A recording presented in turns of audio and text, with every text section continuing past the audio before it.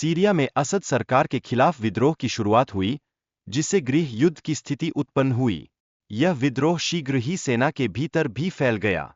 स्वतंत्रता के बाद सीरिया में धार्मिक और जातीय विविधताओं के कारण सत्ता संघर्ष बढ़ा। यह स्थिति धीरे धीरे असद के तानाशाही शासन की नींव बनाने लगी। हाफिज अल-असद के शासन में आर्थिक विकास और भूमि सुधार हुए, लेकिन उन्होंने अपने विरोधियों को कुचलने के लिए क्रूरता का सहारा लिया। यह उनके तानाशाही शासन का महत्वपूर्ण घटक था।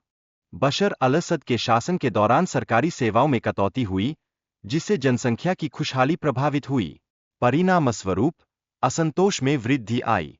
2006 में गंभीर सूखा पड़ा, जिसने लगभग 60% भूमि को मरुस्थल में बदल दिया। इस सूखे ने खाद्य सुरक्षा की समस्याओं को जन्म दिया।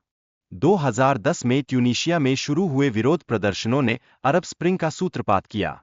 इस आंदोलन ने तानाशाही के खिलाफ विभिन्न देशों में जन विद्रोह को प्रेरित किया, जिन पर सेना ने गोलीबारी की। असद ने विरोध प्रदर्शनों को विदेशी साजिश बताकर स्थिति को और बिगाड़ दिया। इसने विद्रोह को बढ़ावा दिया और रक्तपात में वृद्धि की। गृहयुद्ध के दौरान अल-कायदा जैसे चरमपंथियों ने सीरिया में अपनी उपस्थिति बढ़ाई। असद ने जेल से चरमपंथियों को रिहा कर संघर्ष को और भी भयंकर बना दिया। असद ने विद्रोहियों पर आरोप लगाया कि वे कट्टरपंथियों के साथ मिलकर काम कर रहे हैं। इस आरोप ने अमेरिका को फ्री सीरियन आर्मी को हथियार देने से रोक दिया। सीरिया में रासायनिक हथियारों का उपयोग हुआ, जो अंतर्राष्ट्रीय कानून का उल्लंघन है। इससे हजारों निर्दोष नागरिकों की मृत्यु हुई, जिसे युद्ध अपराध माना गया। ईसिस ने सीरिया और इराक के बड़े हिस्से पर कब्जा कर एक खलीफा राज्य की स्थापना की। उन्होंने अल्पसंख्यकों के खिलाफ जनसंहार और सांस्कृतिक स्थलों का नाश किया।